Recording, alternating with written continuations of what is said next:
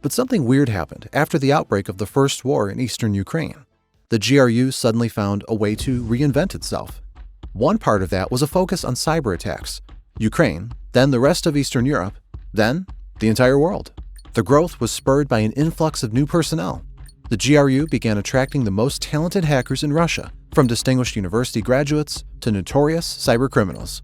These cyber cowboys brought their own approach to the agency's operations. They were not afraid to take initiative, improvise, and even inject some personal flair into their work. Within GRU, there was even a group that kept leaving references to Dune, Frank Herbert's seminal work of science fiction, in each piece of their custom-built malware. These references were found after the attacks on the Ukrainian electricity grid in 2015 and 2016. Capitalizing on their discovery, the researchers were quick to give this hacker group an appropriate name: Sandworm. As the first reports on Sandworm's activities were published, complete with a list of nods to the book, Dune references ceased immediately. The attacks did not. Their attribution became more difficult. But by this point, the Sandworm performed enough attacks to become recognizable.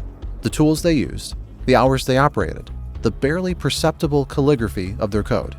But above all, it was the targets. Few threat actors in the world were so focused on breaking specialized software, like industrial control systems. Even fewer were so proficient at it, and nobody else was as persistent at aligning their targets with political goals at the Russian Federation.